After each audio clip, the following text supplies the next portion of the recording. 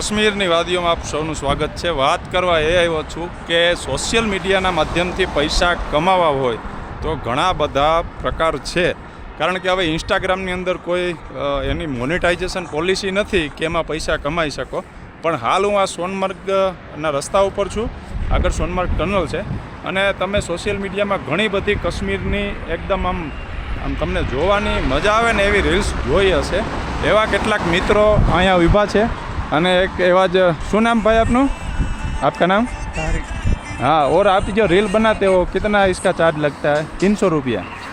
तो विचार करो एक રીલના એ 300 રૂપિયા। એમાં શું કરે છે હવે એ દરરોજ અહીંયા હોય એટલે એને ખ્યાલ હોય કે કયો એંગલ બેસ્ટ આવે અને સારો ફોન હોય એક અને એડિટિંગ એને દરરોજ એ કામ હોય અને એની પાસે જે સિલેક્ટેડ સોંગ હોય ફટાફટ વિધિન 10 મિનિટમાં એ રીલ તૈયાર કરી દે। 1 રૂપિયાના ખર્ચા વગર એક વિડીયોના 300 રૂપિયા લે તો અહીંથી હજારો પ્રવાસી નીકળે છે। સાંજે ખાલી 10 જણા બી મળી જાય ને તો એ 3000 થાય, પણ ભાવ કરો તો 100 સુધીમાં પણ મળી જાય છે।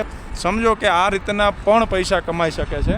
તો કહેવાનો મતલબ એ છે કે માની લ્યો કે ગુજરાતમાં આપણે તમે ક્યાંય રહેતા હોય કે અમુક છોકરા છે એને સારું શૂટ આવડતું હોય પણ આવા કંઈ આઈડિયા નથી, ધંધો નથી કરતા, તમારી આજુબાજુમાં કોઈ સારા લોકેશન હોય, દાખલા તરીકે ગીરનું જંગલ છે કે ઘણા બધા ફરવાના આપણા સ્થળો છે, ત્યાં તમે કોઈ એવું સારું લોકેશન ઉપર તમે ડેમો રૂપી 2-4 રીલ બનાવી અને પબ્લિકને બતાવો તો ચોક્કસ લોકો પોતાની યાદી માટે એ શૂટ કરશે અને પૈસા પણ આપશે। કારણ કે એ પોતે બધા પ્રોફેશનલ હોય નહીં કે બનાવી શકે, એટલે આ પણ એક ધંધો છે। ખાલી ખોટા ટાઈમ બગાડવા કરતાં કંઈક નવું ઇનોવેશન કરો તો એમાં ચોક્કસ તમને પૈસા મળશે।